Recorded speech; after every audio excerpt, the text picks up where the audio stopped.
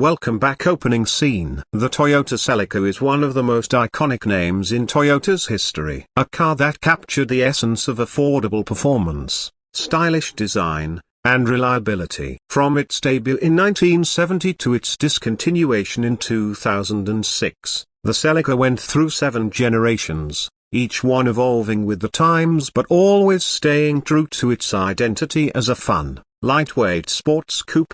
The Celica was Toyota's response to the growing demand for sporty, affordable cars in the early 1970s. Inspired by American muscle cars like the Ford Mustang, Toyota wanted to create something that was stylish, engaging to drive, but still practical enough for everyday use. And they nailed it. The first generation Celica, introduced in 1970, featured a sleek, long hood, short deck design that immediately stood out. Under the hood, it wasn't about brute force, but rather a well-balanced mix of power and handling. Toyota offered a range of engines, starting from a 1.4-liter inline-4 to a 2.0-liter engine in the GT models. While power figures weren't groundbreaking, the lightweight chassis and well-tuned suspension made the Celica a joy to drive. It wasn't just about speed, it was about the experience. The car quickly gained popularity, especially among younger drivers looking for an affordable entry into the sports car world. As the years went on, the Celica continued to evolve. The second generation, introduced in 1977,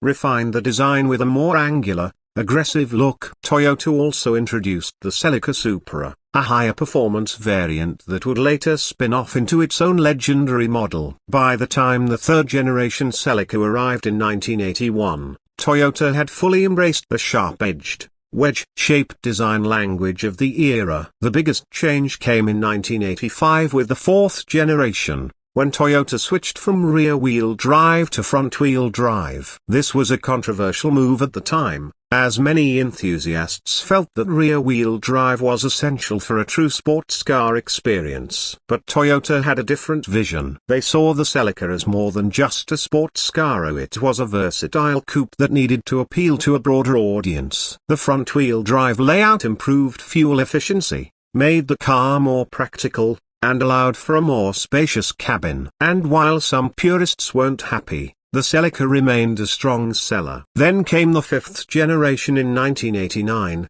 and with it, one of the most legendary versions of the Celica, the GT-Four. Toyota wanted to dominate the World Rally Championship, and the Celica GT-Four was their ticket in. Featuring a turbocharged 2.0-liter engine, all-wheel drive, and a host of rally-inspired upgrades, the GT-Four was a beast on the road and the track. It gave Toyota some of its most memorable victories in rally history, proving that the Celica wasn't just a fun street car, it was a serious performance machine.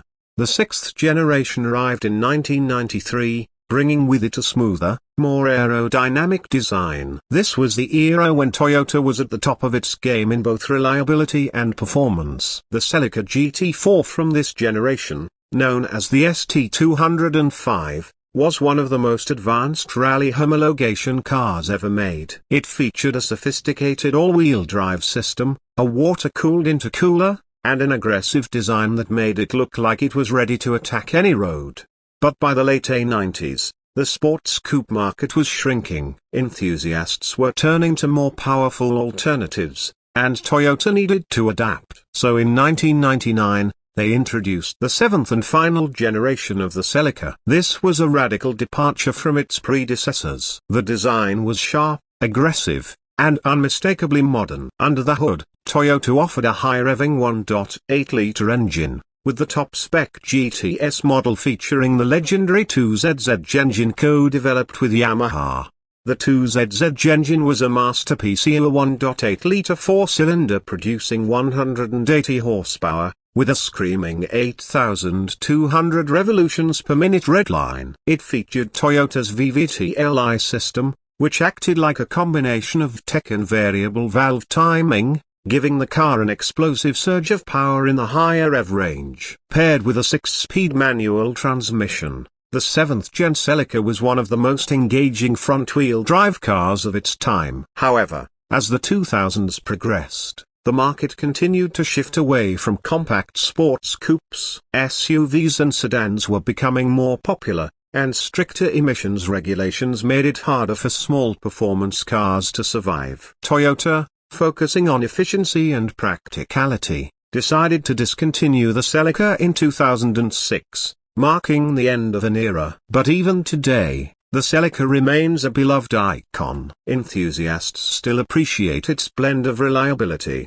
performance, and affordability. The GT-Four models, in particular, have become highly sought after, with prices steadily rising in the collector's market. The 7th Gen Celica GTS, with its high-revving engine and lightweight chassis, is still a favorite among tuners and track enthusiasts.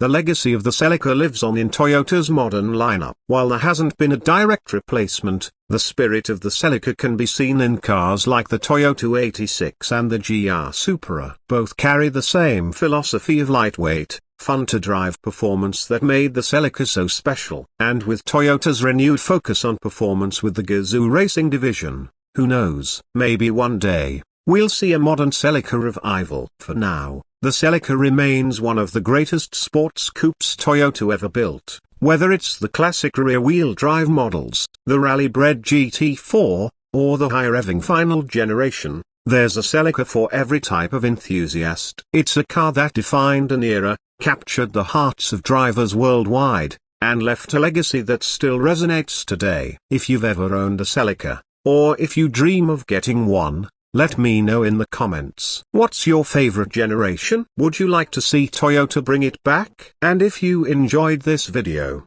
don't forget to like, subscribe, and hit that bell icon for more awesome car content. Thanks for watching, and I'll see you in the next one.